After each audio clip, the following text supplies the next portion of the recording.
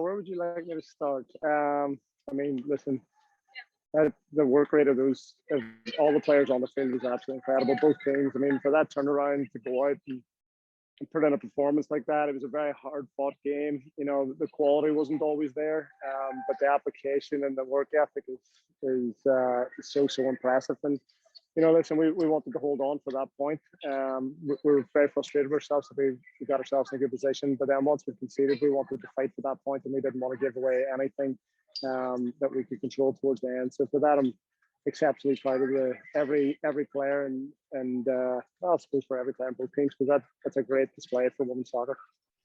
It's obviously a strange scenario where you draw for the purposes of the league game and then it goes to penalties there.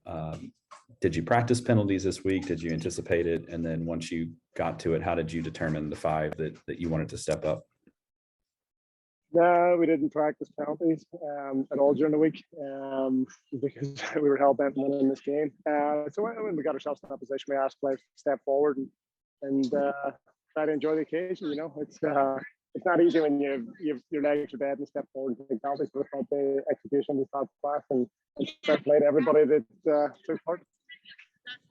As it goes on and on, I mean, your emotions as you see, you know, you send a center back and Sinclair up there, and Lauren puts one, I think, off the crossbar and in, and then Katie's, it looked like could have been stopped and just kind of icks through there. You know, what's going through your mind as you're seeing all that unfold? Probably that we give away a soft goal to concede and drop 2 points is probably what was going through my mind, quite truthfully. I get full confidence in the players. They actually volunteered to take the penalty, so you know, anybody that steps up and takes a penalty is a winner in my books, and fair play to them. There's some very good penalties, and they stepped up and made a couple of big saves. And I understand you all got to watch some of the first game tonight. What did you see? And now looking ahead, knowing that Saturday means playing for a trophy against Bayern. Yeah, 2 exceptionally talented teams played before us, you know, and they're different points of their season. So I think they play a different style of soccer to what you see in America. You know, we're very transitional over here.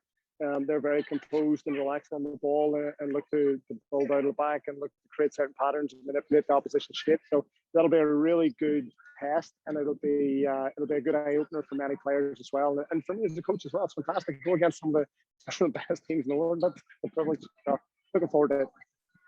And it does look like we have some questions. Hayes, you want to go ahead first? Hey, Christy, it's Hayes. No Nadia out there tonight. What can you tell us about her status tonight and if she'll play Saturday? I'll not talk about Saturday, Hayes, because truthfully, I don't know the answer. She warmed up.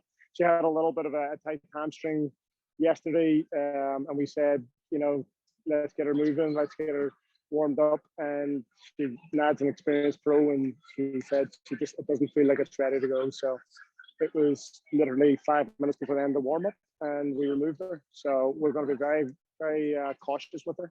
And you know, I'll let you guys know ahead of time if we'll see her on the field on Saturday. Christy, Ebony, I believe that's her 5th goal and 10 appearances, and it seems like she scores a different way every time. But this time to dispossess a center back and go one-on-one with the keeper. What did you think of that entire sequence? Oh yeah, I mean we love Ebs, and Ebs is on a real good learning curve right now, and he just talked about it. You know, sometimes she's playing well, sometimes she's not playing well, but the amazing thing about her is she's still finding a way to create opportunities and take opportunities, and also to provide assists. So her work rate's top class. Her confidence in front of goal is something that's very unique, and she presents a different type of threat in different areas of the field. So yeah, we're delighted with her, you know, and what we know as well. And we literally, her and I just walked off the field together talking about what can we add to her game to continue her growth. So yeah, very proud of her and very happy for her. And Fred, do you have a question?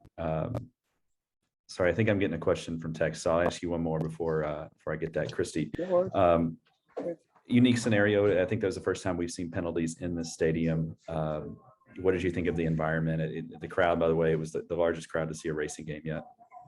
That's awesome to hear that. Our fans are amazing. They're brilliant. They're top class, and I'm so glad at the end we were able to get around and see them. I mean, it's quarter 11 at night, and our fans are still in the stadium cheering us on and making the atmosphere a real soccer atmosphere, something that was very authentic and that you would be proud of in any part of the world. So, I mean, yeah, this is a special occasion, not just for the club, but for the owners, for the management who had this vision, but also for the city to have these magnificent clubs and these magnificent female athletes here in the city competing for a trophy. It's testament to everybody who kind of laid out the foundation and allowed us to go ahead with it. And last one, this is the one I got through text. Can you kind of just speak to the bigger picture, equity that's earned when you win a game like this, as you're looking to build a club? Yeah, I mean, listen, we're going to be playing against Bayern Munich on Saturday night, and it's one of the clubs that I've admired, and I've got so much a great level of appreciation for what they've done to the women's game, but also the game worldwide. So I think, to see a headline saying Racing Louisville playing Bayern Munich in Louisville on Saturday night, I'm not sure too many people would have believed that if you told them that 18 months ago. So that's testament to, like I said, the fans who are out here supporting us, the ownership who have invested not only money but time and energy and motivation for everybody to push this thing forward and giving this incredible platform for these female athletes. So it's a magnificent privilege, but it's one we definitely want to take advantage of and try and make a real big statement for this club and for the city.